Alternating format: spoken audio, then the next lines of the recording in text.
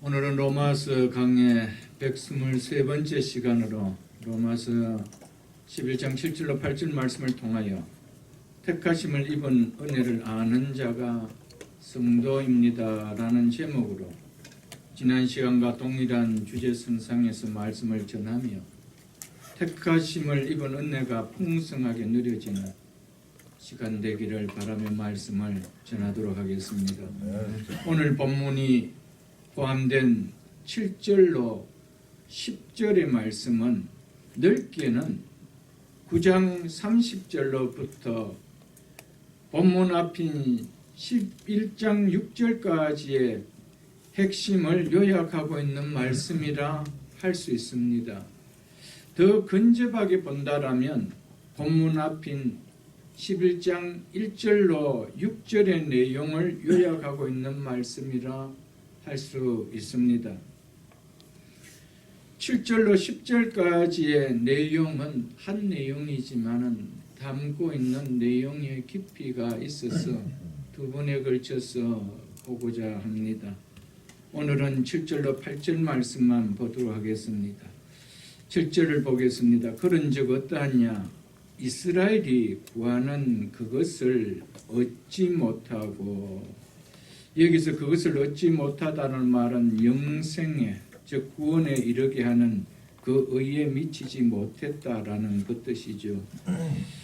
그것을 얻지 못하고 오직 택하심을 입은 자가 얻었고, 그 남은 자들은, 여기서 그 남은 자들은 즉 택하심을 받지 못한 사람들을 가리키는 말이죠.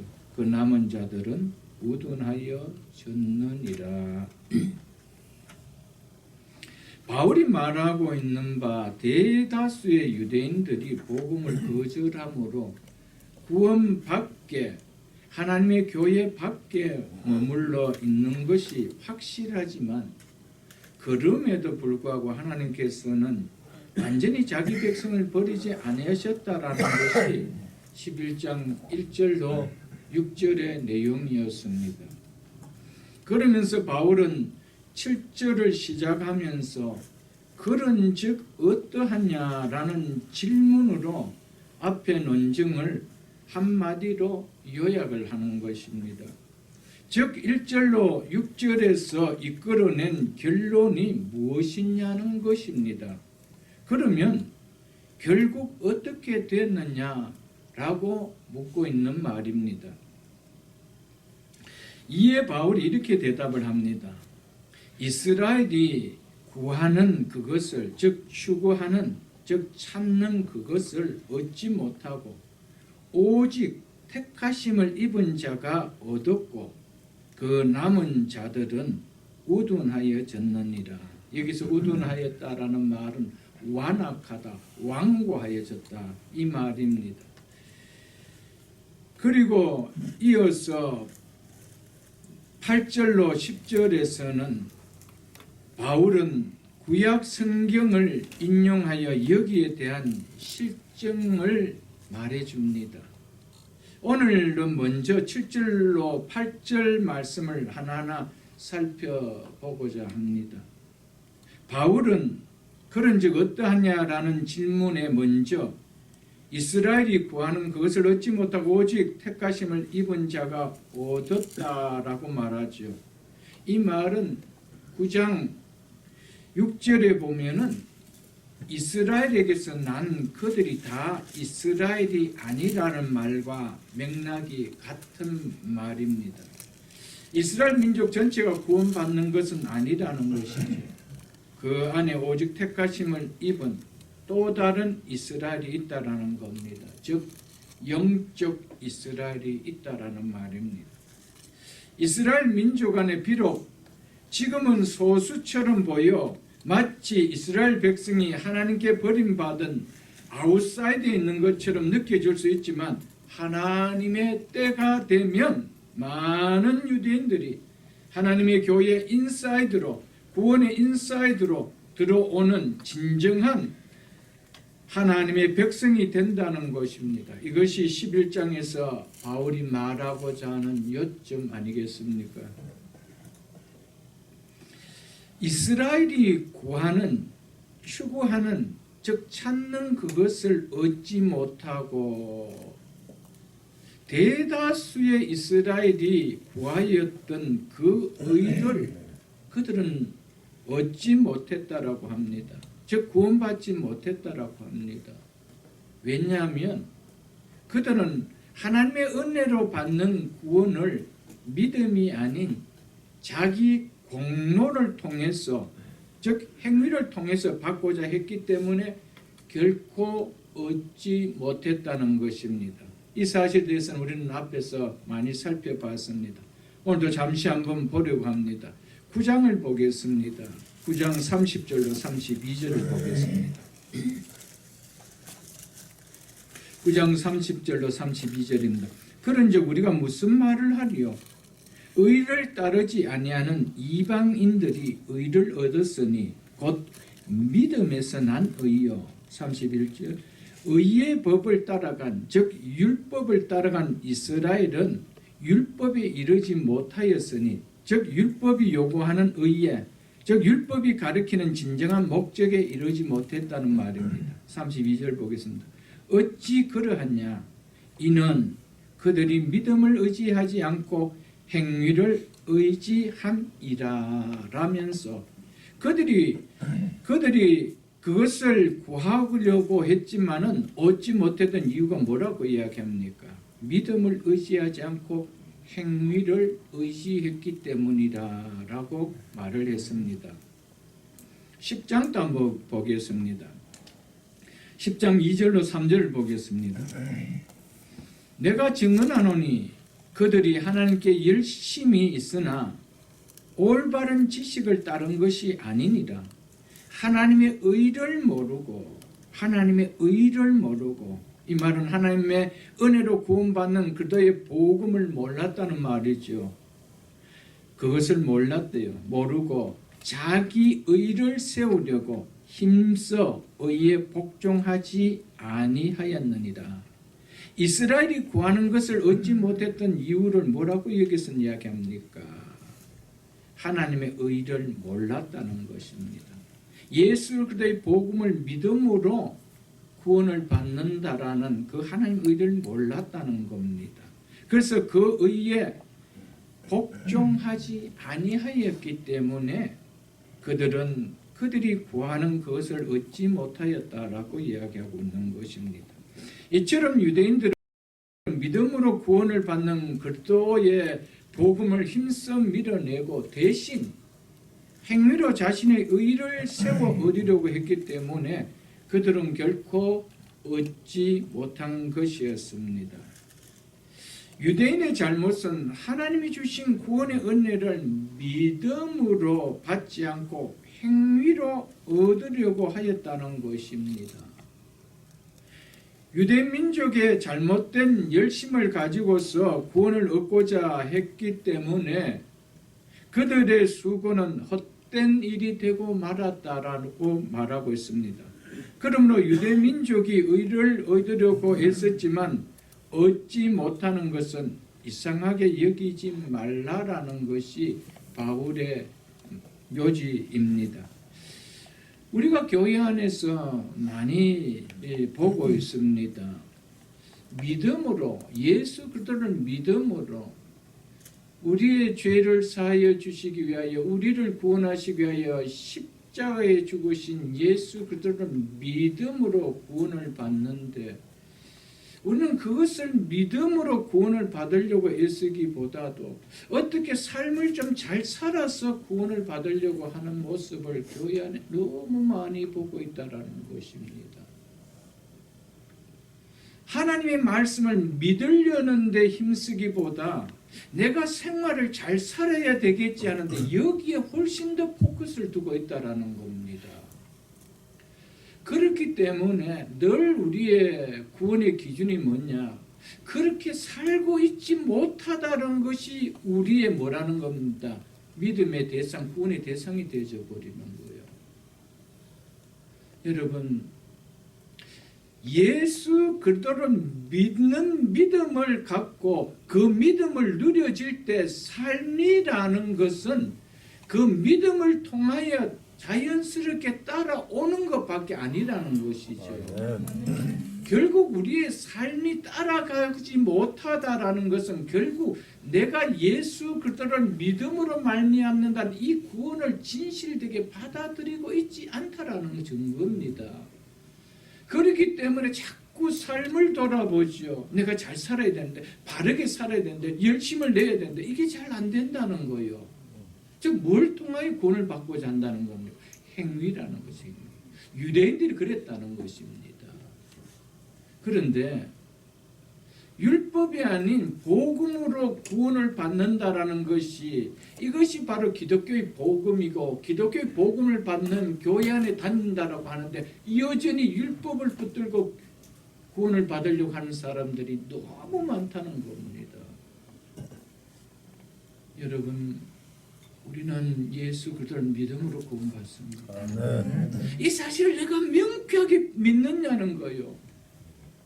내 삶과 모든 것 무관하게 다 제쳐놓고 이 사실 앞에 겸손하게 내가 이 사실을 믿느냐는 거예요. 그러면 족한 거예요. 아멘. 아멘. 하나님 한 번도 우리에게 너희의 행실을 보고 내가 구원을 주겠다 한 적이 없었습니다. 믿음으로 말미암아 일을 아니할지라도 믿음으로 말미암아. 그래서 그 믿음으로 구원을 받았다는 거예요. 내가 행실이 없었음에도 불구하고 행위가 없었음에도 불구하고 믿음으로 구원받았던 이 사실이 나에게 정말 밀물처럼 밀려 들어올 때 이제 이 은혜를 받은 자가 어떻게 살아야 되겠노? 라는 반응이 나타나는 것이죠. 아멘. 이거는 믿지 않고 자꾸 삶으로 하니까 그 삶은 따라갈 수 없으니까 나는 구원받지 못했어. 나는 구원받는 원리를 따르지 않고 자기 의를 세워서 받으려는 유대인과 똑같이 행하니까 결국은 아무것도 안 되는 거예요, 여러분. 이것이 오늘날 교회 안에 참 많은 숫자가 있다는 사실입니다, 여러분. 그렇기 때문에 성경이 말하는 복음의 진리를 바르게 깨닫지 못하면 우리는 여전히 유대인처럼 그것을 구하고 얻으려고 애썼지만은 결국 얻는 것은 없어요. 30년, 50년 예배당 마당은 밟았는데 그것을 누리지 못해요. 내 마음은 항상 뭡니까? 내 삶이 못 미친다는 거예요. 이거 얼마나 불행한지, 이것이 얼마나 복음을 복음되지 않게 만드는 것인지 모른다는 사실이죠, 여러분들.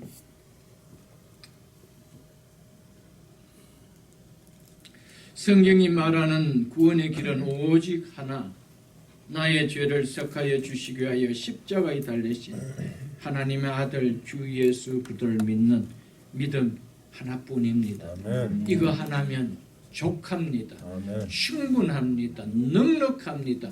더 이상 애도할 것이 없습니다. 아멘. 이 길 외에는 죄인인 인간이 구원받은 길을 절대 없습니다. 유대인들은 여기에 넘어졌습니다. 여기에 넘어졌습니다. 예수를 믿는다고 하는 교회 다니면서도 유대인이 넘어진 것처럼 예수 그리스도를 믿음으로만 구원받는다는 이 구원의 진리에 대해서 참 불편하게 여기는 사람들이 많습니다. 그래도 뭔가 인간이 행해야 되지. 어떻게 믿기만 하면은 되느냐라고 하죠. 여러분 한번 믿기만 하고 믿어 보십시오. 어떤 역사가 일어나는가. 아멘. 여러분의 우리의 삶이 부족해도 이 믿음이 얼마나 넉넉하게 우리를 구원하시는 사실이 성령이 확증시켜 줍니다. 우리 마음속에. 아멘. 아멘. 특별히 오늘날과 같은 기독교만이 유일한 종교가 아니라 모든 종교는 추구하는 길은 다르게 보이지만 나름대로 구원의 길이 있다. 하나님의 구원 계시가 기독교뿐만 아니라 다른 종교에도 있으며 기독교만이 구원의 유일한 길이 아니라 다른 종교에도 구원이 있다라고 주장하는 종교다원주의를 말하는 유튜브를 쉽게 접할 수 있는 오늘 시대에는 더욱 교회 안에 예수 그리스도를 믿음으로만 구원받을 수 있겠느냐? 그것이 아니라도 길이 있지 않느냐? 라고 하는 사람들이 많습니다. 우리가 사는 이 시대에 주 예수 그리스도를 믿음으로만 아니라 다른 것으로도 구원받을 수 있다고 하는 거짓 목사들의 수가 적지 않음을 우리는 깨달을 수 있어야 됩니다. 그러므로 오직 성경만이 참 진리임을 믿는 개혁주의 신앙을 갖고 바른 신앙의 지도 아래서 우리가 신앙생활을 하고 있다는 것은 정말 복 중의 복입니다. 정말 하나님 앞에 감사 올려야 됩니다. 여러분들은 이런 곳에서 신앙생활을 해왔기 때문에 모르지만 여러분 목사 입에서 다른 종교에도 구원이 있다라고 말하는 사람이 적지 않습니다. 여러분들 이것이 종교다원주의입니다. 여러분들 이게 21세기의 특징입니다. 절대 진리가 없다라는 포스트 모더니즘의 이 사상이 이 사고가 교회 안까지 들어온 거예요. 성경만이 절대 진리가 아니라는 거예요. 기독교에만 하나님의 계시가 있다는 것이 아니라는 거예요. 여러분들 자유주의 신학자들 중에 얼마나 많은지 모릅니다. 거기에서 물들어서 목회를 공부를 하고 목사 안수 받은 사람들은 쉽게 이런 이야기들 합니다. 여러분. 그렇기 때문에 예수 그리스도를 믿음으로만 구원받는다. 그거는 독선이다. 이렇게 이야기합니다. 여러분 이런 무리를 교회 안에도 상당수가 오늘날 들고 있다라는 것을 우리는 깨닫고 하나님의 은혜가 아니면 소망 없는 자였음을 우리가 늘 깨닫고 이 은혜를 주신 하나님 앞에 겸손한 신앙을 보이며 끝까지 진리 대신 성경 말씀을 붙들고 순례의 길을 잘 갈 수 있는 우리 모두가 다 될 수 있기를 주님을 축복합니다.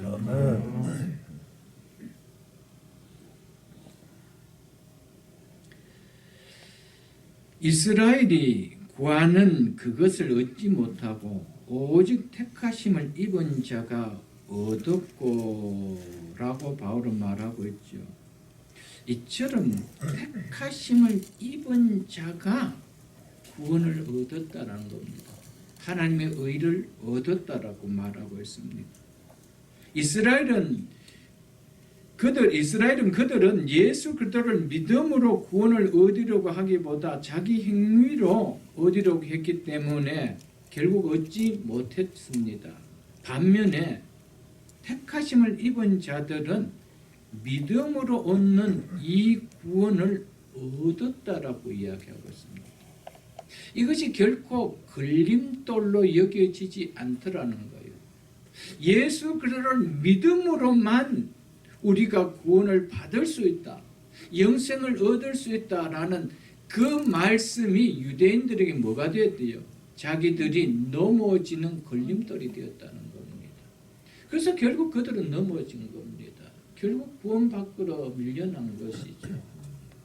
여러분, 그러나 택하심을 받은 자들은 유대인들이 넘어질 것처럼 보이는 어리석게 보이는 미련하게 보이는 그 예수 그리스도를 믿음으로만 구원을 얻는다는 것이 받아들여지고 순종되어졌다는 겁니다. 이게 어떻게 한 아담의 후손 안에서 이렇게 분명하게 갈라지는 분류가 있을 수 있을까요? 성경은 택하심을 받았기 때문이다 라고 답을 내려주고 있습니다. 10장 16절에 보면은 그러나 그들이 다 복음을 순종하지 아니하였도다 라고 하고 있죠. 이처럼 이스라엘 민족이 모두 다 복음을 순종한 것은 아니었습니다. 하지만 복음에 복종한 남은 자들도 그들 안에 존재하고 있다라는 겁니다. 그들이 누구라는 것이죠? 택하심을 입은 자들이다라고 말하고 있습니다. 그러므로 하나님께서 이스라엘을 버리셨다라고 말하는 것은 온당치 못하다는 것입니다. 왜? 그 가운데 택하심을 받은 남은 자들이 있기 때문이라는 것이죠. 택하심을 입은 자들은 자기의 공로를 의지해서 구원을 얻을 수 있다고 추구하는 자들이 결코 아닙니다. 이들은 오직 하나님의 은혜로 말미암아 택하심에 의지해서 구원받은 자들이었습니다. 그렇기 때문에 예수를 믿고 구원을 받고 나면은 무엇이 깨달아지냐면은 내가 열심히 있었어. 남들이 깨닫지 못하는 나는 특별한 지혜가 있었어. 공부는 잘 못했지만 이거는 깨닫는 남다른 지혜가 있었어. 그래서 나는 받았어. 라면서 자랑할 수 있느냐? 없다라는 것이죠. 그런데 세상 사람들이 깨닫지 못하는 그것이 깨달아져요. 왜요? 내가 택하심을 받았기 때문에 이것이 믿어졌구나라는 것이 시간이 지나면 확연하게 느껴져요. 내가 하나님을 알은 것이 아니고 내가 하나님을 알기 전에 먼저 하나님이 나를 아신 바 되었기에 내가 때가 되어 복음을 통하여 하나님을 알 수 있었구나 라는 것이 깨달아지는 것이죠. 그렇기 때문에 예수를 믿는 사람들은 분명하게 와닿는 것이 무엇입니까? 하나님께서 나를 택하여 주셨구나.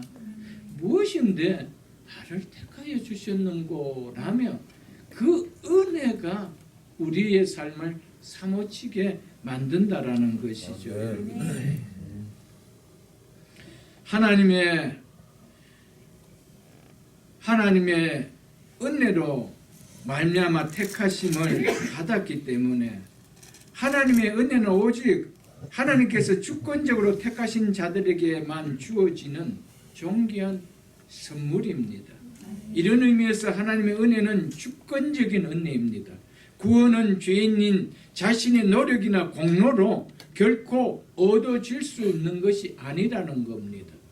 구원은 오직 하나님께서 당신의 주권적인 자유로 베풀어 주신 은혜의 결과라는 것을 말해 줍니다. 베드로전서 2장 9절에 보면 너희는 택하신 족속의 왕같은 제사장들이여 거룩한 나라여 그의 소유된 백성이라고 사도 베드로는 이야기했습니다. 그런데 하나님과 원수된 죄인이 무슨 수로, 무슨 노력으로, 무슨 공로로 우리가 왕같은 제사장이 될 수 있으며 하나님의 소유된 백성이 될 수가 있나요? 무슨 우리의 실력으로? 우리에게선 짜면 짤수록 나오는 것은 죄밖에 없는데 하나님 앞에 원수된 하나님 앞에 경건치 못한 모습밖에 없는데 무슨 우리의 실력으로 왕같은 제사장이 될 수 있으며 하나님의 소유된 백성이 될 수 있느냐는 거예요.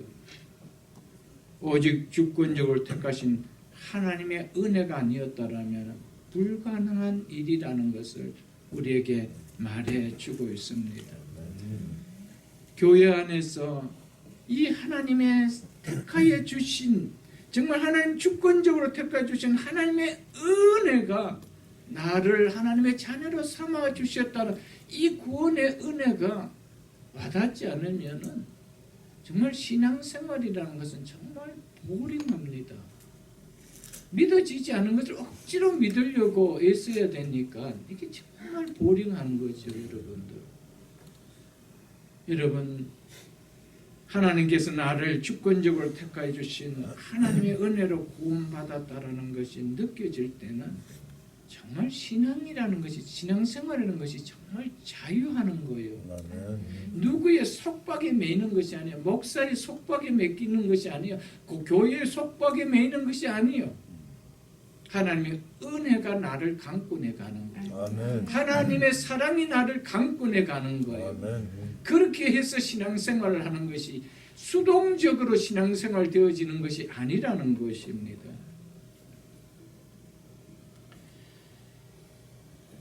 그 남은 자들은, 즉 택함받지 못한 사람들은 어떻게 되었대요? 우둔하여졌느니라. 이것은 굉장히 부드러운 표현입니다. 옛날에 개역 한글 성경에는 완악하여졌다라고 했습니다. 다른 번역에 보면 완고하여졌다라고 했습니다. 이 표현이 더 맞는 표현입니다. 그 남은 자들은, 즉 택함 받지 못한 자들은 완악하여졌느니라. 여기서 완악하여졌다는 의미는 진리에 대해서 아무리 설명해 주어도 반응을 못하는 굳은 마음의 상태를 의미합니다. 이런 의미에서 우둔하다. 아무리 말해줘도 깨닫지 못한다라는 의미에서 우둔하다라는 것이지, 그 마음의 상태를 봤을 때 완악하다, 이것을 말해주고 있는 것입니다.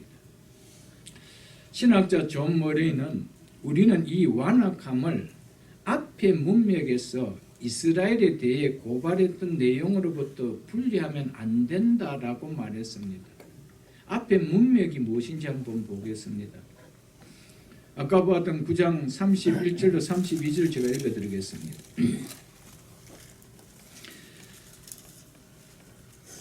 그의 법을 따라간, 즉 율법을 따라간 이스라엘은 율법에 이르지 못하였으니, 율법이 요구한 의에 이르지 못하였으니 32절 어찌 그러냐, 이는 그들이 믿음을 의지하지 않고 행위를 의지함이라. 이스라엘이 완악해진 것은 이 사실과 결코 무관할 수 없다라는 것을 이야기합니다. 택함 받지 못한 그들은 우둔하여졌느니라, 완악하여졌느니라. 왜 완악하였느냐? 이거와 무관할 수 없다라는 겁니다. 10장 3절도 보겠습니다. 그들이 하나님의 의를 모르고 자기 의를 세우려고 힘써 하나님의 의에 복종하지 아니하였느니라. 이거와 무관할 수가 없다라는 겁니다. 이스라엘이 완악해진 것이. 10장 16절도 보겠습니다. 그러나 그들이 다 복음을 순종하지 아니하였도다. 이스라엘이 완악해진 이유가 복음을 순종하지 아니한 것과 무관하지, 이것과 분리할 수가 없다라는 겁니다. 21절도 보겠습니다. 이스라엘에 대하여 이르되 순종하지 아니하고 거슬러, 즉 거역하여 말하는 백성에게 내가 종일 내 손을 벌렸노라 하였노라. 택함 받지 못한 이스라엘 백성들이 이 완악해진 이유가 이 복음에 순종하지 아니하고 복음에 대하여 거슬려 말하는 이것과 무관하지 않다라는 겁니다. 이것을 말해주고 있습니다. 그래서 택함받지 못한 남은 이스라엘이 완악하여졌다라는 것이 결코 이 내용들과 분리해서 생각할 수 없다라는 것입니다. 그래서 그는 이것은 그들의 불신과 불복종의 사법적 성격을 지닌 완악하게 하는 것이라고 말했습니다. 존 머레이 신학자는 그렇게 말했습니다. 팀 켈러 목사님도 여기서 말하는 완악함은 은혜의 메시지를 거부한 교만함에 대한 벌로서 법의 심판을 받은 완악함이다 라고 말했습니다. 그러면서 존 머레이는 그러나 이것은 9장 18절에서처럼 여기에서도 나오는 구별의 원인인 하나님의 주권적 의지와 상치되지는 않는다라고 또한 말했습니다. 9장 18절 한번 볼게요. 그런즉 하나님께서 하고자 하는 자를 긍휼히 여기시고 하나님께서 하고자 하는 자를 완악하게 하시느니라 라고 하였죠. 이것과 또한 이 상치되지 않는다라고 존 머레이 신학자는 그렇게 또 말했다는 겁니다. 20절로 9장 20절로 그 아래 있는 20절로 21절도 한번 볼게요. 이 사람들아 네가 누구이기에 감히 하나님께 반문하느냐? 지음을 받은 물건이 지은 자에게 어찌 나를 이같이 만들었느냐 말하겠느냐? 21절 토기장이가 진흙 한 덩어리로 하나는 귀 쓸 그릇을 하나는 천이 쓸 그릇을 만들 권한이 없느냐라고 했죠. 이 사실을 보면은 완악하게 된 사람들은 하나님의 긍휼을 입지 못한 사람들이라는 것을 또한 우리는 알 수가 있습니다. 그래서 11장 본문 앞인 5절로 6절을 한번 보겠습니다. 본문 앞인 11장 5절로 6절을 한번 보겠습니다. 그런즉 이와 같이 지금 또 은혜로 택하심을 따라 남은 자가 있느니라. 무엇으로 남은 자가 있대요? 은혜로 택하심을 따라 남은 자가 있대요. 이들은 아까 9장 21절에 보면은 무슨 말이 되어지겠습니까? 토기장이가 한 진흙덩이를 쓰고 있는데 귀 쓸 그릇으로 택함을 받았다라는 것이죠. 이런 권한이 토기장이에게 있다는 것이죠. 즉 토기장이로 비유된 하나님께는 그것이 있다라는 겁니다. 그래서 그런즉 이와 같이 지금도 은혜로 택하심을 따라 남은 자가 있느니라. 6절 만일 은혜로 된 것이면 행위로 말미암지 아무니 그렇지 않으면 은혜가 은혜되지 못하리라라고 했죠. 은혜로 택하심을 입은 자들은 완악하게 되는 대상이 될 수 없다라는 것을 이야기해 주고 있습니다. 그러나 택하심을 입은 자들이 스스로 완악하게 되는 대상이 되지 않을 수 있느냐라고 묻는다라면 결코 그럴 수 없다라고 이야기합니다. 왜? 토기장이 손에 들린 진흙 한 덩어리가 이 본래는 이 한 덩어리가 그것은 이 본질적으로 우리가 이 강해를 들을 때도 들었겠지만 아담 안에서 타락한 인류를 이야기합니다. 그 한 덩어리 이거 인류 속에서 하나님이 택한 자들을 내가 선택할 권한이 없겠느냐 이것을 말해주고 있는 것이죠. 그렇기 때문에 은혜로 택하심을 입은 자들은 완악하게 되는 대상이 아니라는 것이죠. 그럼 완악하게 되는 대상은 어떤 대상이라는 겁니까? 하나님의 은혜로 택하심을 받지 못한 자라는 것을 이야기하고 있습니다. 우리는 오늘 말씀을 들으면서 제가 마지막 결론에 가서 또 결론을 내리겠지만 이 말씀을 여러분 잘 들어야 됩니다. 어떻게 한쪽으로는 자신들이 말씀을 지켜서 자신들이 말씀을 지키지 않음으로 말미암아 순종하지 않음으로 완악하게 되었고 또 한편에서는 똑같이 하나님께서 어떻게 말씀하십니까? 그들은 내가 택하지 않았기 때문에 완악하게 되었다고 말씀하고 있습니다. 그렇다면 이것을 들을 때 우리 때 어떤 생각이 되십니까? 이런 모순이 어디 있느냐? 이런 모순이 어디 있느냐? 이렇게 이야기해요. 이 모순이 아니냐? 한 가지만 한 가지 이야기해야 되지. 어떻게 한 개념 안에 두 개념을 상치될 수가 있느냐? 우리는 이렇게 이야기할 수가 있습니다. 그래서 많은 사람들이 이 성경은 모순된 글덩어리다. 그래서 믿지 못한다. 이런 말을 많이 하죠. 그럼 저는 모순된 것을 믿는 어리석은 자일까요? 그 많은 사람은 다 모순된 것을 믿는 어리석은 사람들일까요? 여러분들? 만일 성경이 모순되었다라면 하나님은 모순된 자입니다. 하나님 모순될 수 있다면 하나님은 하나님 될 수가 없는 거예요. 이것을 깨달아야 됩니다. 하나님 안에는 모순이 없습니다. 만일 하나님 당신 안에 모순이 있다라면 그 모순을 행할 수 있는 분이라면 그분의 말씀은 진리일 수가 없습니다. 모순이 어떻게 진리가 될 수가 있습니까? 그렇기 때문에 우리의 이성으로 이해되지 않는다라고 모순을 이야기하지 하면 안 돼요. 우리는 하나님을 알 수 없는 자입니다. 우리는 하나님의 지혜를 알 수 없는 자입니다. 우리는 인간의 이성 범위 안에서 이것이 모순될 수 있다라고 이야기할 수 있겠지만은 하나님은 계시하실 때 우리의 언어를 가지고 계시하셨습니다. 인간이 쓰는 언어를 가지고 계시하셨습니다. 그러니까 인간의 편에서 그 언어를 보니까 모순되어져 보일 뿐이지만 그 말씀하신 하나님 편에서는 모순될 수가 없습니다. 왜냐하면 인간의 언어를 넘어서 쓸 수가 없는 거예요. 그러니까 하나님을 모르면은 이 성경을 자꾸 모순이 있다고 봅니다. 그래서 성경의 권위를 믿지 못하면은 말씀이 들어오지 않는 거예요. 그래서 성경은 하나님의 말씀이다. 1.1획도 없이 하나님의 영감으로 기록된 하나님의 말씀이다. 이게 믿어져야 모순이 아니라 참 신비하다 이렇게 느껴집니다. 아멘. 그렇기 때문에 성경을 먼저 받아들이는 것이 얼마나 중요한지 모릅니다. 하나님 안에는 모순된 것이 없습니다.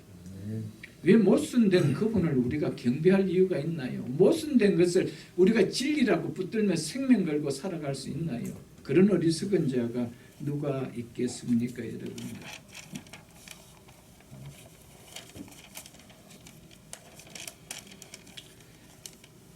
사랑하는 성도 여러분, 선택받은 자도 본래는 우리가 어떤 자였습니까?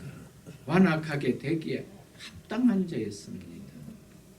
우리가 어떻게 완악하게 되지 않고 하나님의 복음에 순종할 수 있는 부드러운 마음을 가질 수가 있었나요?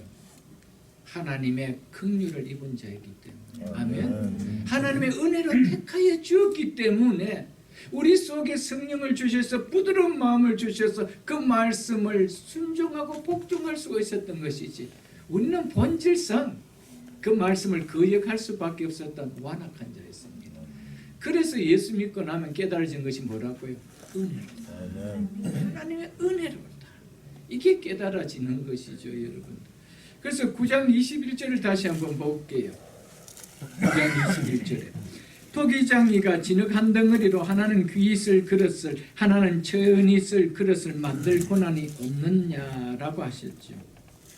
여기 바울이 비유를 들고 있는 토기장이 손에 들린 진흙 한 덩이는 아담 안에 타락한 인류를 표현한 것이라고 이 강의할 때 제가 말씀을 드렸지 않았습니까? 타락한 인간은 마치 이미 존재하고 있는 진흙덩이와 같다는 겁니다. 그 진흙덩이를 어떤 그릇을 만드느냐, 그거는 토기장이의 고난일 뿐이라는 것이죠. 선택받은 자도 본질상 완악하게 될 수밖에 없는 타락한 진흙 한 덩어리 속에 포함된 자들이었습니다. 그런 우리를 귀 있을 그릇으로 빚어주시기 위하여 그분께서 선택했죠. 그 덩어리 하나에서 뜯어내서 이것은 내가 귀 그릇으로 만들 것이야 라고 해주셨다라는 겁니다. 그것은 그분의 선택이었지요, 여러분들. 이삭과 이스마엘 다 동일한 아브라함의 자식이었습니다. 그러나 이들은 둘 다 타락한 아담의 인성을 가진 한 덩어리에 나왔다라고 말씀을 했죠. 그런데 하나는 약속의 자녀로 선택되었고 하나는 육신의 자녀로 그대로 버려둠을 받았습니다. 야곱과 에서도 마찬가지입니다. 동일하게 타락한 인성을 가진 같은 덩어리였습니다. 그런데 하나는 언약의 백성에 속하게 되었고 하나는 그렇지 않게 되었다는 겁니다. 그래서 9장 11절을 보십시오. 9장 11절에 보면 그들이 아직 나지도 아니하고 무슨 선이나 악을 행하지도 아니한 때에 택하심을 따라 되는 하나님의 뜻이 행위로 말미암지 않고 오직 부르시는 이로 말미암아 서게 하려 하사라고 하죠. 택하심을 따라 되는 하나님의 뜻. 아멘. 택하심을 따라 되는 하나님의 뜻입니다. 우리 의지와 관계가 없습니다. 그래서 오직 부르시는 이로 말미암아 내가 너를 내 자녀로 부르겠다라는 거예요. 왜? 그분의 뜻을 따라 우리를 택하여 주셨기 때문에. 16절을 또 보겠습니다. 그 아래에 있는 16절. 그런즉 하나님의 부르심은, 즉 하나님의 택하심은 뭐하는 자로 말미암도 아니요 원하는 자로 말미암도 아니요 다른 박질하는 자로 말미암도 아니요라고 했습니다. 즉 사람의 의지나 노력에 달려 있는 것이 아니라는 겁니다. 하나님의 부르심, 하나님의 선택은 우리의 의지나 우리의 노력을 보고 우리를 불러주시고 우리를 선택해 주는 게 아니라는 겁니다. 자유의지로 되는 것이 아니라는 것을 말해주고 있죠. 자유의지로 우리가 믿음을 가졌다고 하는 사람의 특징은 그들 안에 자기의 원함이 있었다라고 다들 이야기합니다. 내가 원함이 있었기에 내가 예수 그리스도를 복음을 전할 때 내가 믿을 수 있었다 이렇게 이야기한다는 겁니다.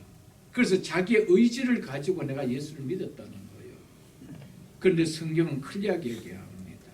원원한 자의 말미암도 아니요 다른 박질하는 자의 말미암도 아니라고 못 받고 있습니다. 내가 믿었기 때문에 내가 복음을 전할 때 내 속에서 내 의지가 움직여서 내가 믿습니다라고 한 것이 아니라는 겁니다. 처음에는 그렇게 믿어질 수가 있습니다. 왜? 말씀을 모르기 때문에. 그런데 시간이 지나면은 내 의지가 아니었구나. 하나님의 은혜였구나. 하나님께서 나를 빚어주셨구나. 이렇게 믿을 수 있도록 하나님 귀한 그릇으로 빚어주셨구나. 택하여 주셨구나. 그래서 하나님의 뜻대로 부르심을 받을 수 있도록 택하여 주셔서 때가 되어 나를 불러주셨구나. 이게 믿어지는 것이지. 내 의지로 믿었다. 여러분 성경이 이렇게 이야기하고 있는데도 여러분 교회 안에 그렇게 가르치는 목사들이 얼마나 많은지 모릅니다. 선택은 우리의 의지에 달렸다는 거예요. 우리가 안 믿을 수도 있고 우리는 믿을 수도 있고 우리의 의지에 달려가 있다는 거예요. 그 구원은 하나님의 행위가 아니고 우리의 행위라는 것이죠. 우리의 행위로 믿을 수도 있고 우리의 행위로 안 믿을 수도 있다는 거예요. 우리에게 달려가 있다는 거예요. 이런 우리를 택하여 주지 아니했다라면 그 복음 앞에서 누가 들을 수 있나요? 세상의 지혜로는 그것을 알 수가 없었다는 거예요. 어떻게 남은 똑똑하게 알아서 믿습니다라고 그걸 할 수 있었다고 이야기할 수가 있는 거예요.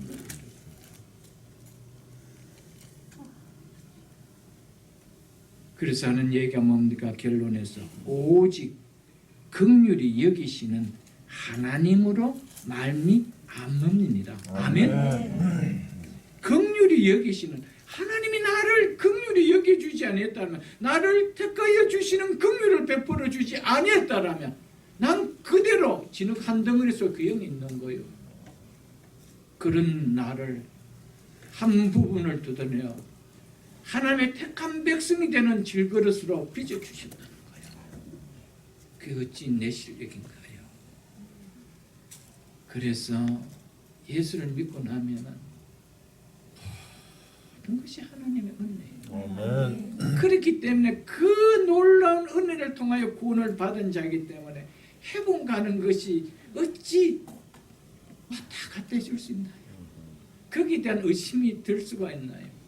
전적인 하나님의 은혜로 부어주셔서 내가 구원받은 백성이 맞는데 이 은혜가 내가 벅차는데 내가 오늘 죽으면 천국 갈 수 있어 이런 생각이 들어올 수가 있나요? 들어올 수 있다면 그건 기적이죠, 여러분들. 그런 기적은 없습니다, 여러분들. 여러분 구원의 은혜를 생각하면 정말 오묘하고 놀라워요, 여러분. 그 진실된 진리를 믿는 신앙이 맞다라면은 여기에 흔들려질 수가 없는 것이죠. 흔들려질 수 있다라면은 말씀 자체에 의심을 둔다는 것이죠. 말씀은 그렇게 기록됐지만은 그 말씀을 내가 어떻게 믿을 수 있느냐는 의심을 두죠. 그게 결국 성경에 대한 뭐를 두지 않는다는 권위를 두지 않는다는 거예요. 성경에 권위를 두지 않으면 우리의 신앙이라는 것은 사사무각입니다. 어떤 상황 앞에 무너지는 것은 정말 한순간에 무너질 수가 있는 것이죠, 여러분들. 모든 사람은 불순종의 죄의 결과로 말미암아 하나님의 심판을 피할 수 없는 존재입니다. 이런 사실에 대해서 어느 누구도 항변할 수도 불평할 수도 없습니다. 왜 나는 안 택해 주시고 왜 쟤만 택해 주셨어요? 이런 항변을 할 수도 없고 불평도 할 수도 없다라는 겁니다. 우리는 하나님께서 우리를 택하여 주시는 긍휼과 은혜를 베풀지 않았다라면 아담 이후로 단 한 사람이라도 스스로의 힘으로 구원받을 수 있는 자격을 갖춘 자가 있나요? 없습니다. 아무도 없습니다. 하나님께서 우리를 택하여 주시는 긍휼과 은혜를 베풀어 주지 않았다라면 헬라인들이 그렇게 어리석게 보였던, 미련하게 보였던, 그리고 유대인들에게도 그렇게 어리석게 보였던 그 복음을 우리 스스로가 믿어질 수가 있었나요? 여러분, 어떻게 곰이 사람 됐다는 것을 믿는 사람 누가 있나요? 아무도 없습니다. 대한민국에 태어났지만 아무도 없습니다. 그거보다 더한 것이 뭡니까? 천의의 몸에서 아기가 태어났대요. 그걸 어떻게 믿을 수가 있나요?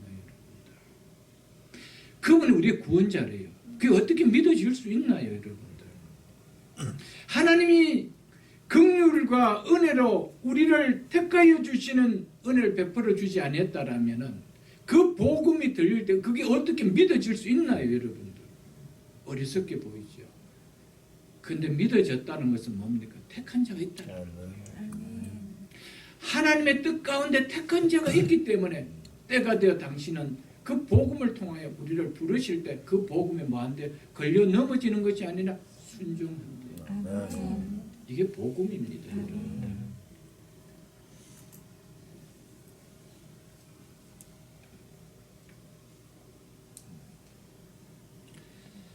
우리는 한 사람도 예외 없이 다 태어날 때부터 본성으로 하나님을 멀리하고 싶어합니다.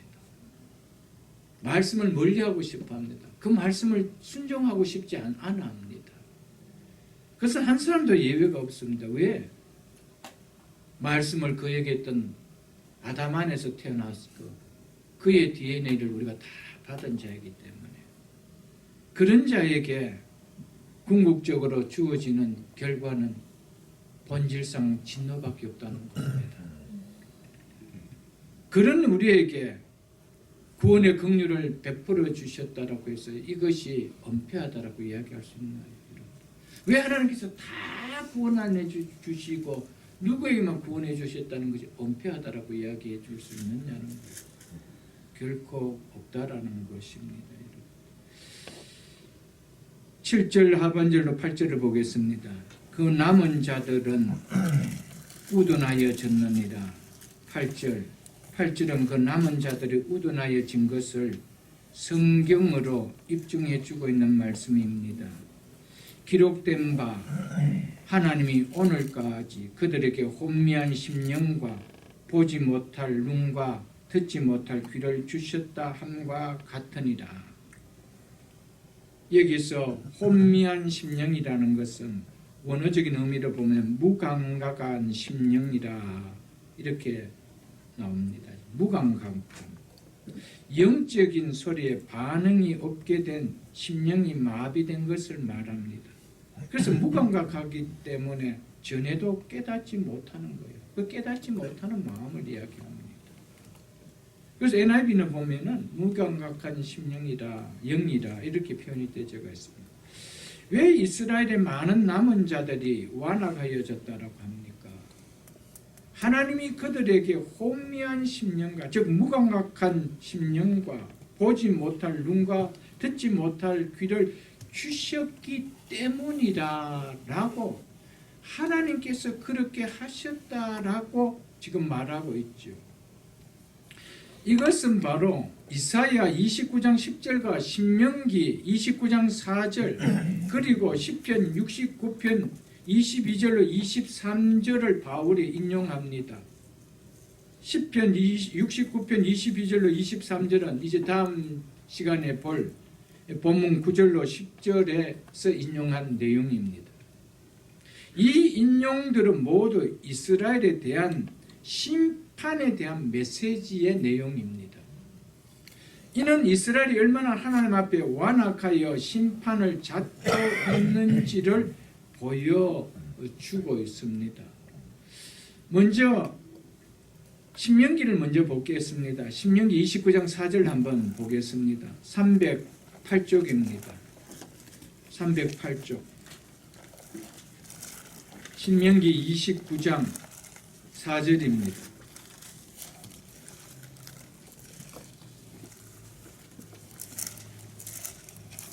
신명기 29장 4절에 이렇게 말씀이 기록되어 있습니다. 그러나 깨닫는 마음과 보는 눈과 듣는 귀는 오늘 여호와께서 너희에게 주지 아니하셨느니라. 깨닫는 마음과 보는 눈과 듣는 귀를 오늘 여호와께서 하나님께서 이스라엘 백성들에게 주지 아니하였다라고 모세가 이야기하고 있는 내용을 지금 바울이 한 부분을 인용하고 있는 것입니다.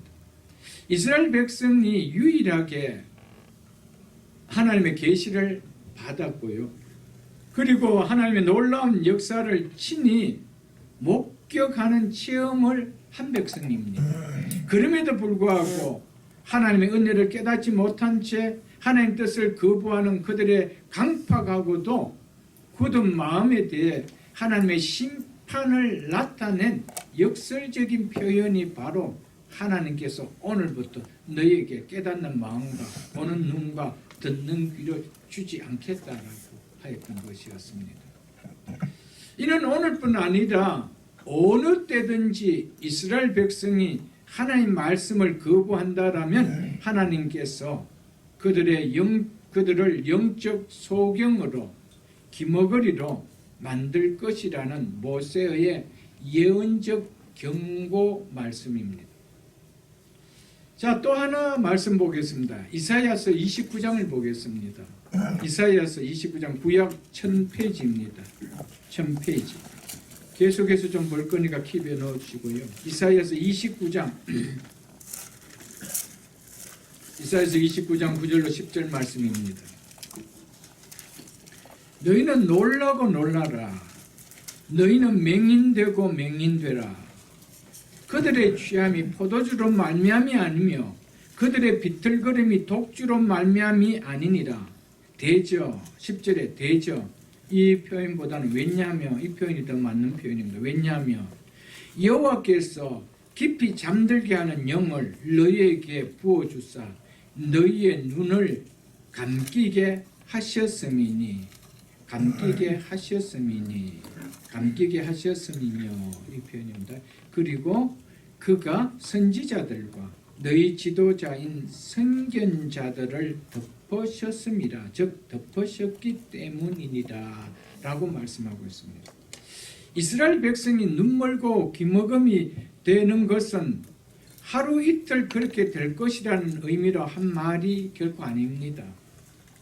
그들의 고쳐지지 않은 불치의 완악함으로 말미암아 오랫동안 그렇게 될 것이라는 취지로 이사야 선지자도 모세를 통한 말을 이것을 인용해서 한 것이었습니다. 이사야서 30장을 한번 볼게요. 이사야서 30장 그 뒤에 있는 구절을 보십시오. 대저 이는 즉 대저 이들은 패역한 백성이요 거짓말하는 자식들이요 여호와의 법을 듣기 싫어하는 자식들이라 라고 하고 있습니다.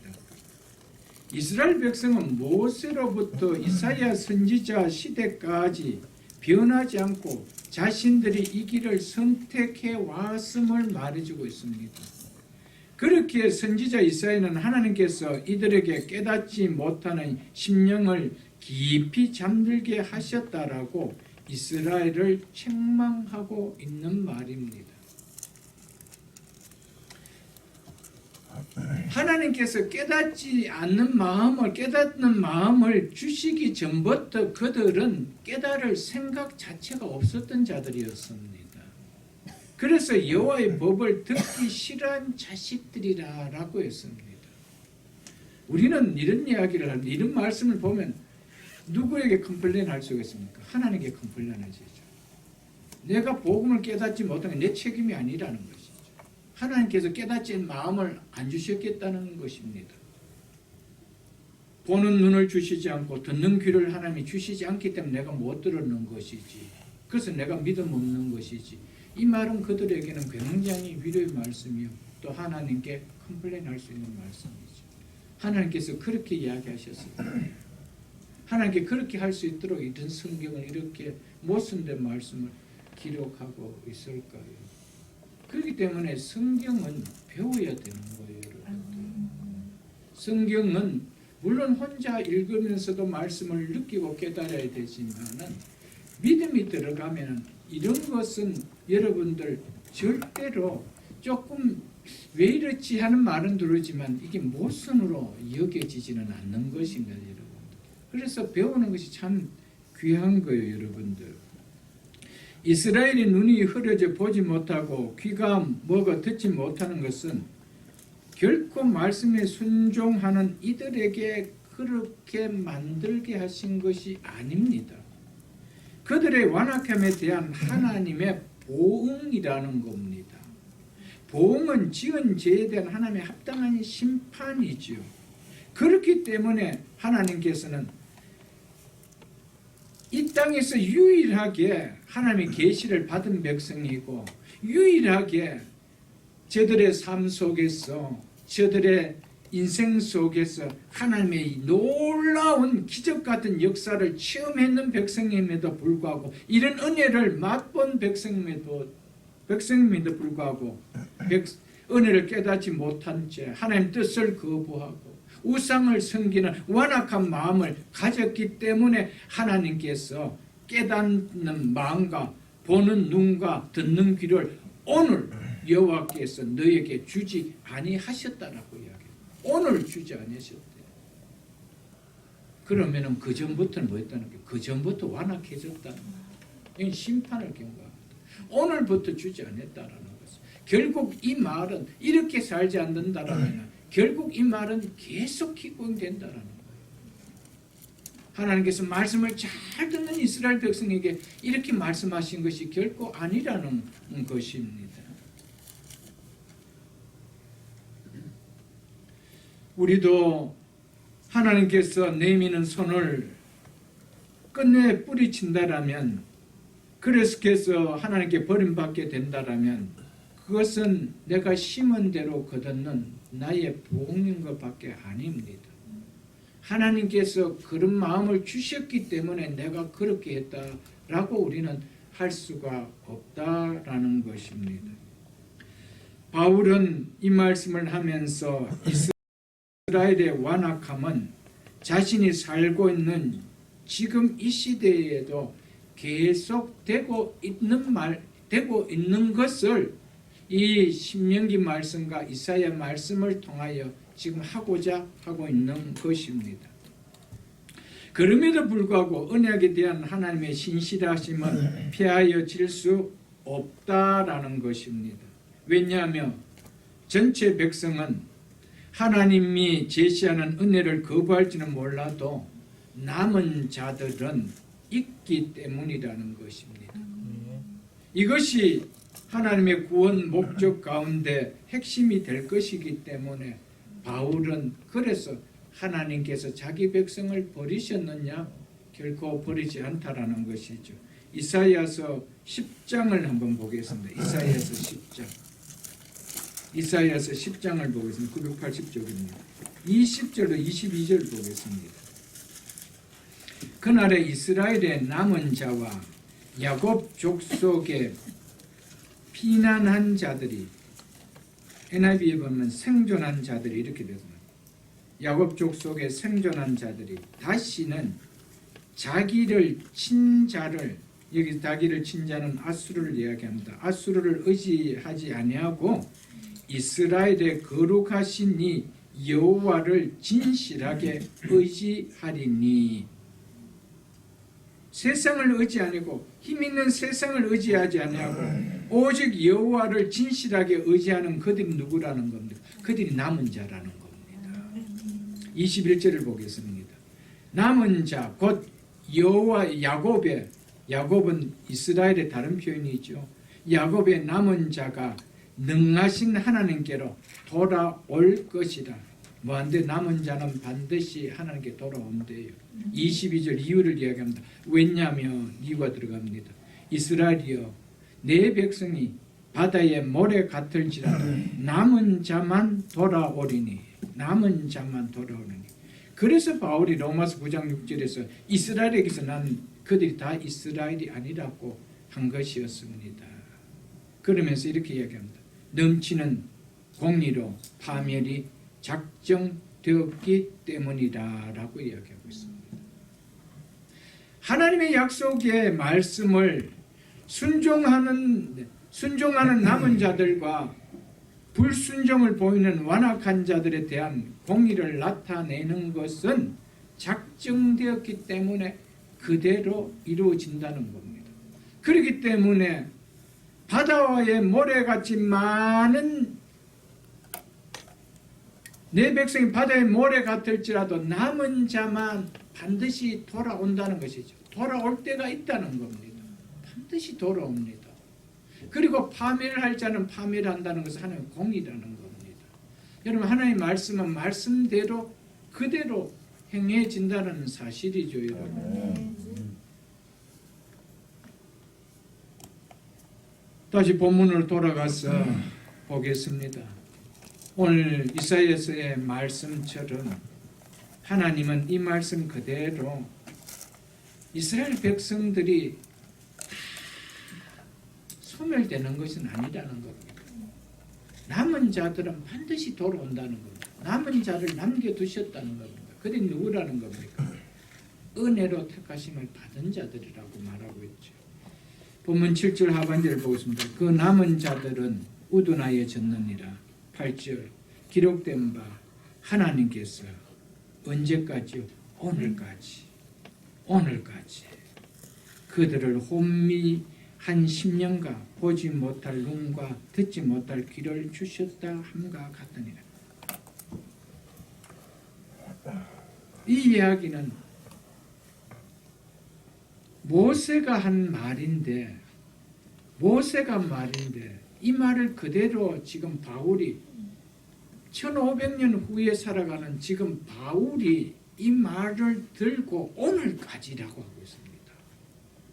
지금 바울이 살고 있는 이 시대에까지도 지금 완악한 상태에 지금 이스라엘 백성들은 그대로 있다라는 겁니다. 그대로 있다라는 겁니다. 그래서 바울은 이스라엘이 보인 이런 일이 전혀 새로운 일이 아니라는 겁니다. 왜냐하면 하나님 말씀에 그대로 기록되어져가 있기 때문에.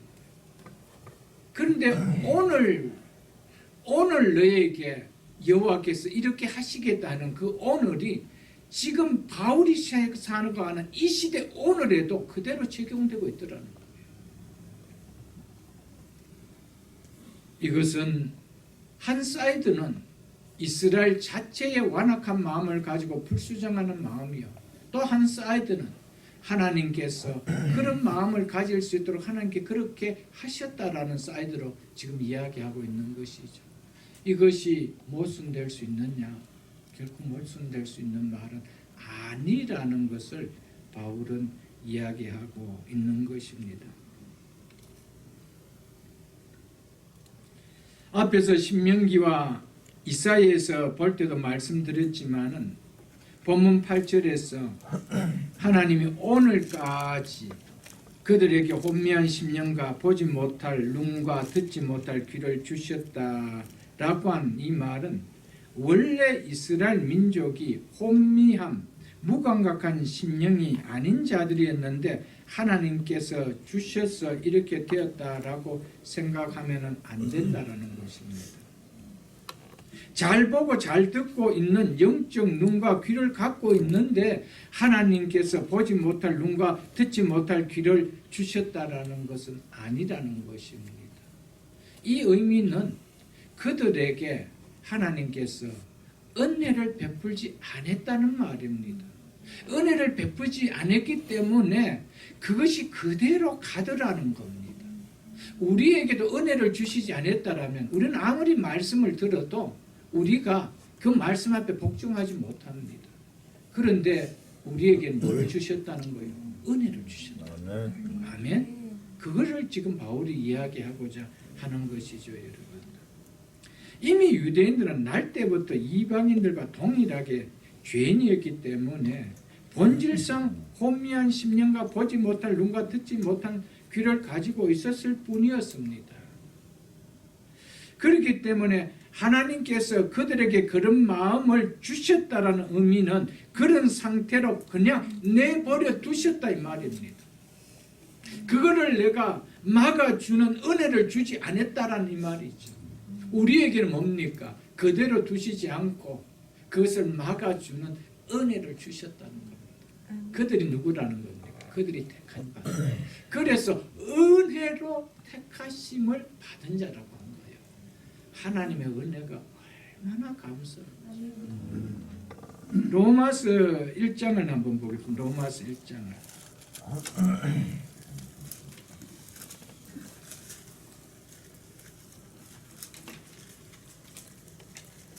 로마서 1장 24절 제가 읽어드리겠습니다. 그러므로 하나님께서 그들을 마음의 정욕대로 더러움에 내버려 두셨다는 것이죠. 이것은 죄에 대한 하나님의 현재적 징계요 심판을 말합니다.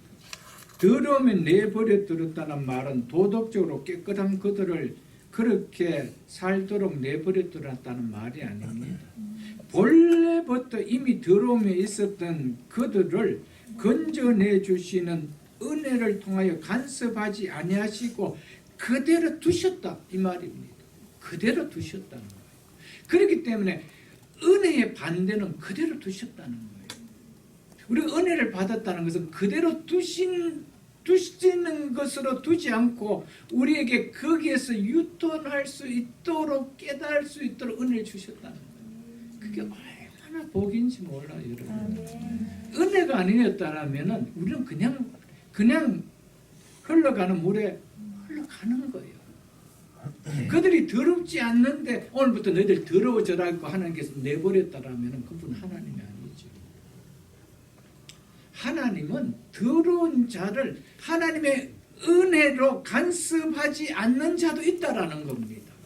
하나님께서 모든 사람을 다 은혜로 간섭해야 될 이유가 있느냐? 없다라는 겁니다. 그래서 그것을 하나님의 주권이라고 이야기하는 것이죠. 근데 우리에게는 은혜로 간섭해 주셨어요. 복음이 들릴 수 있도록, 복음을 들을 수 있도록 은혜로 간섭해 주셨다. 그렇기 때문에 예수를 믿는다는 것이 얼마나 복인지 몰라요. 어떻게 해서 하나님께서 나에게는 그냥 내버려 두지 아니하시고 은혜로 간섭해 주셨는가? 은혜로 간섭해 주셨는가? 여러분 엄청난 축복이죠, 여러분들. 26절도 볼게요.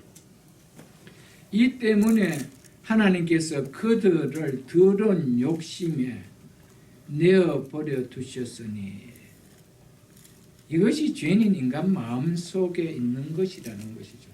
없는 것을 하나님께서 넣어서 그 속에 던져두신 거 아니었습니다. 하나님께서 내버려 두셨으니라고 하고 있죠. 28절도 보겠습니다. 또 그들이 마음에 하나님 두기를 싫어하며 하나님께서 그들을 그 상실한 마음대로 내버려 두사라고 하고 있습니다. 하나님께서 내버려 두사라고 이야기하고 있습니다. 여러분과 저도 하나님의 은혜의 간섭이 없이 그대로 내버려 뒀다라면 이스라엘 백성들과 똑같이 완악한 마음을 가진 상태로 살아갈 수밖에 없습니다. 그래서 말씀을 들어도 들리지 않고 보아도 보이지 않는 거예요. 근데 우리에게 하나님께서 하나님의 은혜로 복음이 들리고 복음이 느껴질 수 있도록 역사해 주셨다는 것이죠. 왜요? 우리를 그런 백성으로 하나님께서 긍휼을 베풀어 주셔서 택하여 주셨기 때문에 빚어 주셨기 때문이라는 거예요. 그렇기 때문에 예수를 믿는다는 것은 이 은혜를 모르고 예수를 믿는다는 것이 그 말이 성립될 수 있느냐? 절대 성립될 수 없다라는 것이죠. 은혜를 모른다는 것은 나 예수 안 믿어하고 똑같은 말입니다. 나 예수 믿는다는 것은 내가 은혜를 아는 자요라는 말과 똑같은 거예요. 아멘. 은혜를 모르는데 어떻게 예수가 믿어져요, 여러분들? 금방 예수를 처음 믿는지 하면 모르겠지만 시간이 지나면서 복음의 이야기를 계속 들으면 야, 내가 은혜로 깨달아진 거구나. 은혜로 믿어진구나. 이게 왜 안 누려질 수가 있느냐는 것이죠. 그래서 신학자 존 머리는 하나님께서 내버려 두셨다라는 말씀을 주석하면서 죄 안에서 연쇄적으로 작용하는 자연 법칙이 있다. 죄가 제재를 받지 않으면 더 악랄해지고 악화된다. 이런 순환 내지는 연쇄작용은 죄의 형벌의 일부다고 그는 로마에서 그렇게 주석을 해놨습니다. 하나님께서 죄를 제재해 주시는 은혜를 허락해 주지 않는다라면은 우리는 그 본성에서 더 악한 일을 해나갑니다. 그래서 로이 존스 목사님도 거부당한 빛은 스스로 완악함과 강팍함을 만들어냅니다. 이것이 죄의 큰 특징입니다. 죄는 항상 강팍함을 낳는 경향이 있습니다 라고 말했습니다. 죄는 항상 더 강팍해지려고 합니다. 여러분, 죄는 덜 지으려고 하는 것이 없습니다. 항상 더 짓는 거예요. 그것은 믿지 않는 세상 사람도 그렇게 격언을 이야기하는 거예요. 그래서 바늘 도둑이 소도둑 된대요. 거기 성경 이야기가 아니에요, 여러분들. 왜요? 지혜 있는 선인들이 살아보니까 인간들이 다 그렇다라는 거예요. 바늘 도둑인 사람이 결국 뭐를 도둑질 하더라? 소를 도둑질 하더라는 거예요. 그게 뭘 이야기합니까? 죄는 계속 연쇄작용을 일으켜 나간다는 겁니다. 그냥 두면 둘수록 더 큰 죄를 범한다는 거예요. 그냥 두면 둘수록 하나님과 더 멀어진다는 거예요. 그냥 두면 둘수록 하나님에서 더 멀어지는 거예요. 우리가 그리 왔던 자였습니다. 그런 우리에게 무엇이 작용했다고요? 은혜가 작용했대요. 은혜가 작용했대요. 이게 복이 아니에요. 은혜가 작용했대요. 여러분, 말씀을 준비하면서도 은혜를 받았고요. 제가 하나님의 은혜를 생각할 때마다 정말 놀라워요. 어떻게 이런 은혜를 나에게 주셨을까? 그 많은 이스라엘 백성도 하나님께 그냥 내버려 두셨는데 근데 나에게는 어떻게 은혜가 작용할 수 있도록 그래서 복음이 들릴 수 있도록 해주셨고 이 복음을 믿고 기뻐할 수 있도록 해주셨는가. 와, 놀라운 것이죠. 놀라운 것이죠. 아멘? 아멘. 여러분들 출애굽기에 나오는 애굽 바로왕을 보십시오. 한번 말씀을 거역하니까 어떻게 돼요? 그 강팍해짐의 강도가 어때요, 여러분들? 하나님께서 강팍한 마음을 주셨다는 말은 하나님께서 내버려 두셨다라고 제가 말씀을 드렸습니다. 하나님께서 내버려 두셔버리면은 강팍하도록 그냥 내버려 두시면은 더 강팍해지는 거예요. 그래서 여러분들 은혜가 임하도록 기도하십시오. 아멘. 하나님, 내 믿음 없는 이 모습을 계속 가지 않도록 하나님 내게 은혜가 임하도록 해달라고 기도하셔야 돼요. 아멘. 이게 얼마나 은혜고 복인지 모르는데 여러분.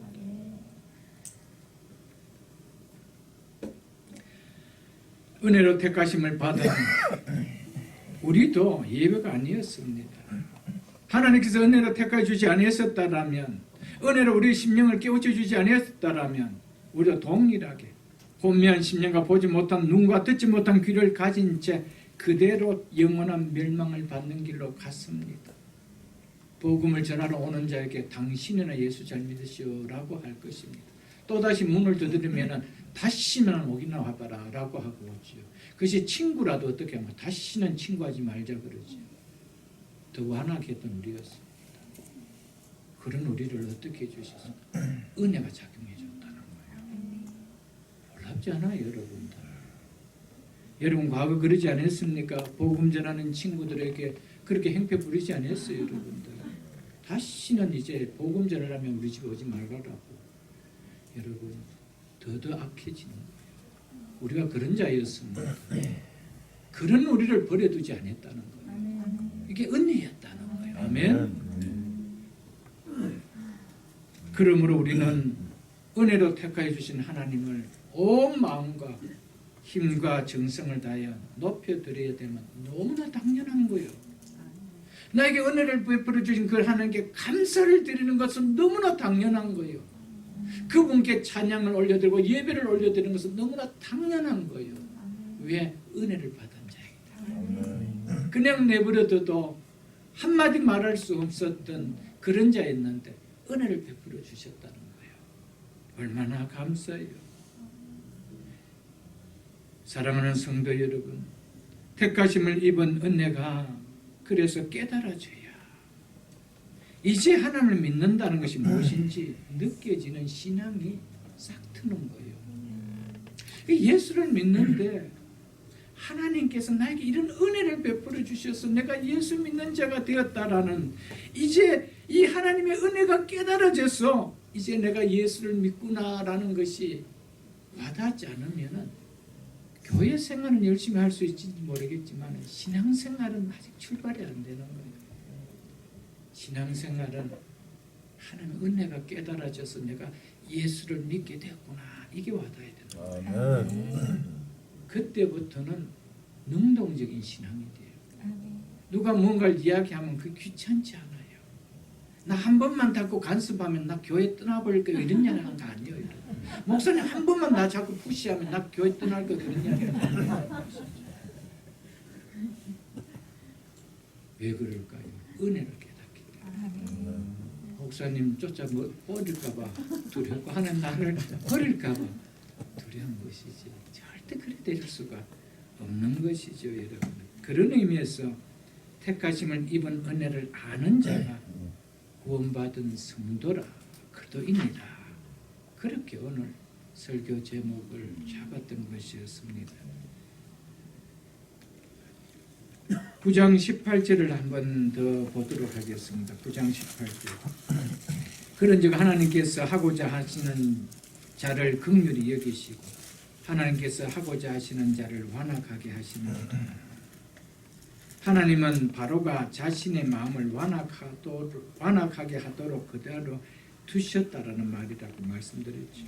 완악하게 되는 것은 바로 자신의 행위였습니다. 하나님의 완악하게 하심은 사람들이 이미 그들의 특징이 되어 있는 죄의 상태에 머물게 하는 것뿐입니다. 없던 완악함을 하나님이 주셔서 그들이 완악하게 된 것이 아닙니다. 하나님 말씀을 잘 듣고 깨닫고 있는데 하나님 완악한 마음을 주셔서 깨닫지 못하게 하신 것이 아니라는 겁니다. 그들에게 밀어내려고 하는 끊임없는 완악함이 있다라는 거예요. 그래서 하나님은 어떤 자는 그냥 둬버린다는 겁니다. 그래서 하나님께서 하시고자 하는 자는 완악하게 하시느니라. 뭐 한다는 거예요? 내가 그대로 둬버린다는 거예요. 없는 완악함을 만들어 넣는다는 것이 아니고 완악한 그 상태로 내가 두겠다. 이렇게 이야기하는 겁니다. 다 완악해 이렇게 두어야 되는데 하나님께서 어떤 자도 있대요. 하나님께서 하고자 하는 자에게는 긍휼히 또 여길 수도 있다라는 거예요. 그것이 바로 여러분과 제가 받은 은혜 아니에요, 여러분. 하나님은 결코 스스로 완악하게 되지 않는 자들 먼저 완악하게 하신 경우가 절대 없습니다. 그러셨다면 하나님은 하나님이 되실 수가 없다라는 것을 우리는 깨달아야 됩니다. 하나님께서 바로를 완악하게 하시고 이스라엘 백성들 완악하게 하셨다는 것은 그들 자신의 완악함 상태 그대로 사법적 행위로 두셨다라는 겁니다. 사법적 행위입니다. 너희가 완악한 마음을 가졌기 때문에 내가 너희들을 그대로 두는 거야. 없는 것을 내가 두게 하는 거 아니다. 이거 이야기하는 겁니다. 여러분, 이 사실을 꼭 기억할 줄 알아야 됩니다. 이 사실을 우리가 알아야 은혜가 무엇인지 알 수가 있죠, 여러분들.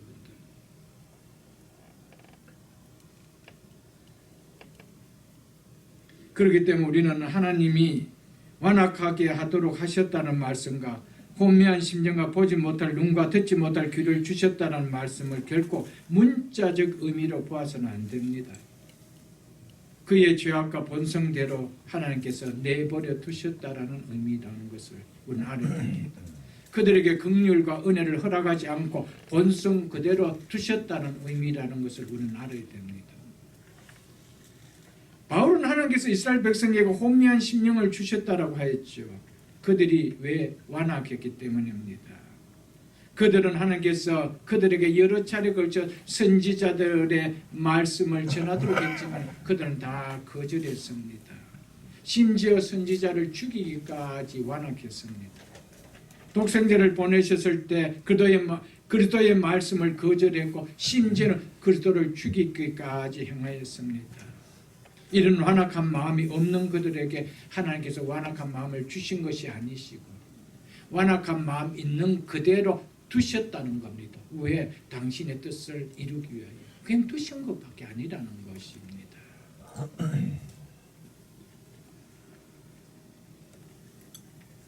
유대인들과 이방인들이 동일하게 말씀들을 받아들이지 않은 완악한 마음은 다 본질상 동일하게 다 있었습니다. 이미 동일하게 하나님을 거역하는 아담으로부터 물려받은 완악한 DNA가 다 존재하고 있었습니다. 말씀의 불순종을 드러낸 죄가 이미 태어날 때부터 다 갖고 있었습니다. 그래서 성경은 본질상 우리를 가리켜서 진노의 자녀라고 하였죠. 그러므로 혼미한 심령과 보지 못할 눈과 듣지 못할 귀를 주셨다면 결코 하나님께서 말씀에 순종을 보이는 유대인들을 억지로 불순종하도록 그래서 너희가 넘어지도록 하는 것이 하나님께서 하셨다라는 것이 아니라는 것을 우리는 알아야 됩니다. 그런 우리를 하나님께서 뭐하여 주셨대요? 은혜로 택하여 주셨다. 은혜로 택하여 주셨다. 이 은혜로 택하여 주셨다. 내 속에 그럴 수밖에 없는 나에게 은혜가 작동되도록 하나님께서 은혜를 시행해 주셨다라는 이게 와닿아야 돼요. 내가 뭔데 하나님께서 나에게 은혜가 시행될 수 있도록 은혜를 베풀어 주셨을까? 놀라운 은혜가 아닐까요, 여러분들? 그러므로 구원은 하나님의 주권적인 은혜로 베풀어 주신 선택이라는 사실을 우리는 잊어서는 안 됩니다. 그렇다고 해서 복음을 믿고 구원을 받으라는 요청에 대한 불순종을 보인 죄의 다스림을 받는 강팍한 마음은 결코 변명거리가 되어줄 수 없다라는 것이 또한 성경의 메시지라는 사실입니다. 그러므로 이 다음에 하나님 앞에서 받아야 할 심판에서 모두는 스스로 책임에서 벗어날 수는 없는 것입니다. 만일 사람이 구원을 받게 된다면 그것은 하나님께서 구원해 주셨기 때문이라고 말씀을 드렸죠. 그리고 그 사람이 구원받지 못했다면 그것은 복음을 거절한 죄 때문입니다. 왜? 우리에게는 복음을 거절할 수밖에 없는 죄가 우리 속에 있기 때문입니다. 이 죄를 보지 못하는 거예요. 이 죄의 결과를 받는 거예요. 왜 복음을 거절합니까? 내 속에 들은 죄라는 거예요. 죄가 이 복음을 밀어내는 거예요. 죄가 하나님을 밀어내는 거예요. 그렇기 때문에 그 심판을 피할 수 있느냐는 거예요. 피할 수가 없다라는 거예요. 내 속에 죄가 있는 내가 이 죄가 이 복음을 밀어내는 거예요. 죄를 가진 내가 그 죄를 심판을 피할 수 있느냐? 없다라는 거예요. 그럴 수밖에 없는 우리에게 밀어낼 수밖에 없는 죄의 작동이 멈출 수 있도록 은혜가 임했다는 거예요. 은혜가 발동이 걸렸다는 거예요. 그래서 예수를 믿게 된 거예요. 그래서 우리가 구원을 받게 된 거예요. 그래서 예수 믿는다는 것이 날아갈 것 같이 기쁘다는 거예요. 너무너무 기쁘다는 거예요. 왜 나에게 밀어낼 수밖에 없는 이 죄를 하나님 멈출 수 있도록 은혜가 왔느냐. 이게 복이 아니냐는 거예요.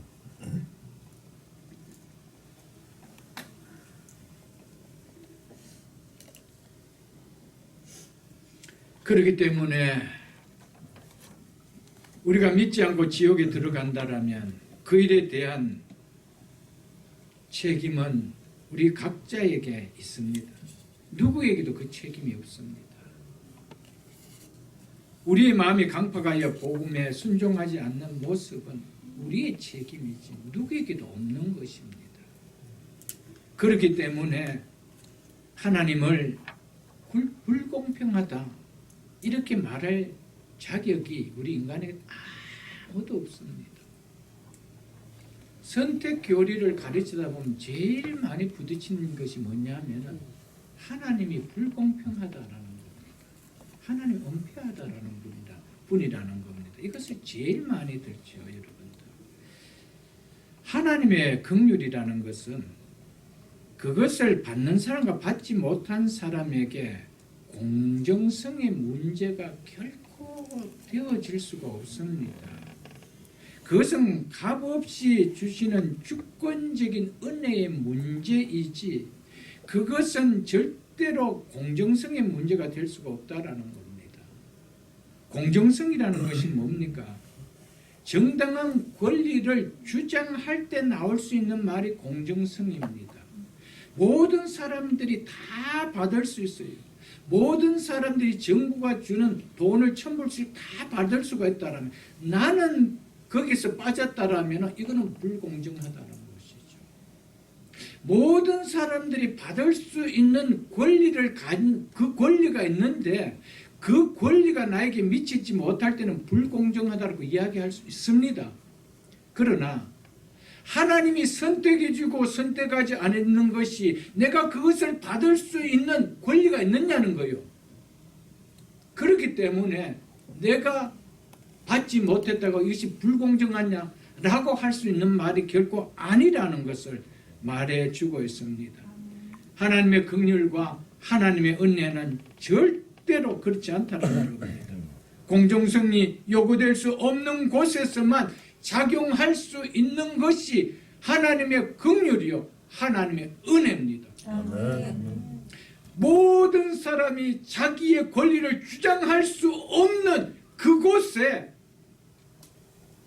작용할 수 있는 것이 바로 은혜요 긍휼이라는 것입니다. 야, 하나님의 긍휼이 임했다, 하나님의 은혜가 임했다는 것은 누구도 주장할 수 없는데 내가 받았다는 거예요. 내게 그 사실이 임했다는 거예요. 그것을 긍휼이라고 이야기하고 그것을 은혜라고 성경은 이야기하고 있습니다.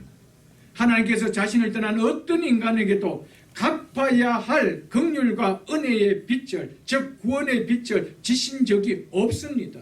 하나님께서 그것이 지신 적이 있습니까? 하나님을 떠난 인간에게, 하나님을 떠난 모든 인간들에게 하나님은 저들에게 긍휼을 베풀어야 되겠다, 은혜를 줘야 되겠다, 저들을 구원해 줘야 되겠다는 빚을 진 적이 있느냐는 거예요. 없습니다. 그런데 우리에게 구원을 안 베풀어 주셨다라고, 그것이 은폐하다라고, 그것이 불공정하다라고 말할 수 있느냐는 거예요. 말할 수 없다라는 겁니다. 우리를 너무 몰라서 하는 이야기인 거예요. 인간이 얼마나 죄인이라는 것을 모르기 때문에 나오는 얘기가 아닐까요, 여러분들? 하나님께서는 그렇기 때문에 모두 다에게 구원을 베푸시는지, 모두 다에게 구원을 베풀지 아니하시든지, 아니면 특정 일부에게만 구원을 베푸듯인지, 그것은 하나님의 주권에 속한 하나님의 자유일 뿐입니다. 그 자유를 우리가 건드릴 수 있나요? 그 하나님의 자유를 불공정하다, 불공평하다 이렇게 이야기할 수 있느냐는 거예요. 없다라는 겁니다. 하나님은 우리에게 구원을 주셔야 될 빛을 지신 분이 아닙니다. 우리에게 은혜를 주셔야 될 빛을 지신 분이 아닙니다. 우리는 그것을 받아야 해야 되겠다는 요구할 수 있는 권리가 있는 자가 아니라는 겁니다. 그냥 두셔도 누가 한마디 할 수 없는 이런 우리에게 값없이 은혜가 작동하여 내가 너를 은혜로 결정해 주셨다. 그게 뒤집어져야 되는 것이죠. 그게 넘어져야 되는 것이죠. 그게 그렇게 감격으로 오는 거예요. 그게 내가 어떻게 이런 특권을 누릴 수 있느냐, 이 가슴이 뛰는 것이죠. 그 예배가 설레고요, 하나님을 높이는 것이 얼마나 복되다라는 것이 느껴지는 것이죠, 여러분. 아멘. 그래서 전번 다 말씀드렸지만 신학자 토마스 슬라이너는 하나님 주권과 인간의 책임 사이의 긴장을 해결하는 것은 우리가 현재 가지고 있는 이성적 역량을 넘어서는 것이다고 말했습니다. 그는 또 이렇게 말했습니다. 하나님 주권과 인간의 책임은 우리의 유한한 이해를 초월하는 방식으로 불가사의하게 관련이 있는 것을 인정하는 것이 가장 좋을 듯하다. 하여튼 하나님의 주권이 인간의 자유와 책임의 진전성을 감소시키는 것처럼 생각하는 것은 심각한 잘못일 수 있다라고 말했습니다. 로이존스 목사님도 하나님의 주권과 인간의 책임은 하나님의 마음의 신비다라고 말했습니다. 하나님의 마음의 신비, 이것을 피조물인 우리가 다 이해할 수 있나요? 이해할 수 없습니다. 많은 사람들은 성경을 이해할 때 1 더하기 1은 2야. 그 똑떨어지게 그리고 말끔하게 정리되어져서 이해되어질 수 있도록 자꾸 믿으려고 합니다. 그게 이해가 안 되어진대. 똑떨어지게 이해가 안 되어진대. 여러분, 그래서 믿기 힘들어하는 분들이 교회 안에 많이 있잖아요, 여러분들. 성경은 많은 부분에 하나님의 신비함 그 자체로 두고 있다는 사실입니다. 이것을 우리가 꼭 알아야 됩니다. 하나님은 인간의 언어를 가지고 계시할 수 있도록 바이블을 쓰도록 하셨습니다. 그게 하나님의 그 경험하고 우리가 하나님을 경험해 보지 못했던 하나님의 아니었던 피조물이 하나님의 뜻을 다 알 수 있도록 인간이 계시할 수 있는 인간이 쓸 수 있느냐? 없습니다. 쓴다 할지라도 이해하지 못하는 부분이 엄청 많다라는 것이죠, 여러분들. 그렇기 때문에 서두에도 말씀드렸지만 하나님에게는 신비는 존재하지만 모순은 절대로 존재하지 않는다는 사실을 기억해야 됩니다. 우리가 하나님의 말씀이 우리의 이성으로 이해되지 않는다라고 그것을 모순으로 여기면 안 됩니다. 한번 생각해 보십시오. 하나는 하나이지, 셋이면 셋이지 어떻게 동시에 하나가 될 수가 있고 동시에 셋이 될 수 있나요? 이것이 삼일체 아닙니까? 삼일체 교리가 뭡니까? 동시에 하나요, 동시에 셋입니다. 이게 모순이 아니에요. 그런데 이것이 신비란 말이에요. 이것이 모순이기 때문에 난 못 믿어 이야기할 수 있느냐는 거예요. 예수 그리스도는 100% 완전한 하나님이십니다. 완전한 신이십니다. 그리고 또한 100% 완전한 인간이십니다. 이건 신비입니다. 이것이 모순이 될 수 있느냐? 이것이 모순이라는 거예요. 세상 사람 어떻게 하나님은 하나님이시고 인간이면 인간이지 어떻게 완전한 하나님이고 동시에 완전한 인간이다 이게 될 수 있느냐는 거예요. 이 모순이다는 것이죠. 아니오지다. 신비입니다. 이걸 우리가 알 수 있나요, 여러분? 성경은 많은 부분에 신비를 주신 거예요. 그 중에 하나가 뭐냐? 구원입니다. 그렇기 때문에 하나님 우리를 향해 믿으라고 성경 요구하고 있죠. 그런데 하나님 우리를 또 택해 주셨다고 하고 있습니다. 그래서 하나님의 주권과 인간의 책임은 신비한 영역입니다. 이것이 모순이요. 이것이 이해되어지지 않기 때문에 못 믿는다는 것은 성경을 몰라서 하는 거예요. 하나님이 어떤 분인지 몰라서 하는 얘기예요.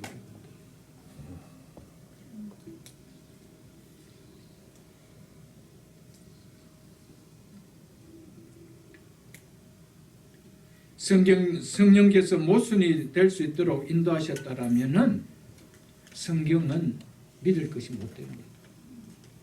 성경은 사람이 기록한 것이 아니고 사람이 기록했지만은 하나님의 감동하심을 받아 하나님께 받아 말한 것이라고 말했습니다.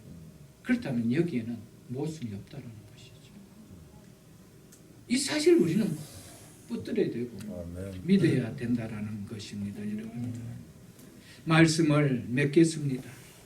택하심을 입은 은혜를 아는 자가 성도입니다.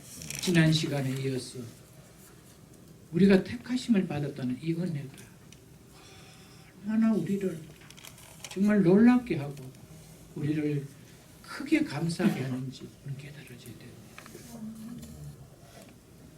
우리가 예수를 믿는다고 해도요, 하나님이 나를 택하여 주셨다는 이 정말 말로 표현할 수 없는 이 은혜가 깨달아지지 않는 이상은 내가 예수 믿는다는 것은 참 믿음이 아니에요. 여러분들.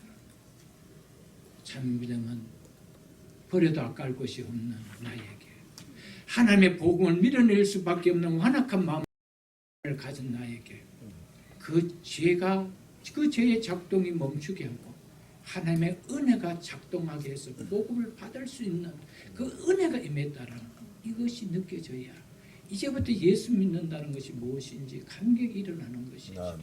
사랑하는 성도 여러분, 우리 남은 인생 택하심을 입은 은혜를 아는 자가 성도요 그리스도인이라는 이 사실을 분명하게 깨닫고 하나님 은혜를 높이는 신앙생활을 할 수 있는 우리 모두가 다 될 수 있기를 주님의 이름으로 축복합니다. 주신 말씀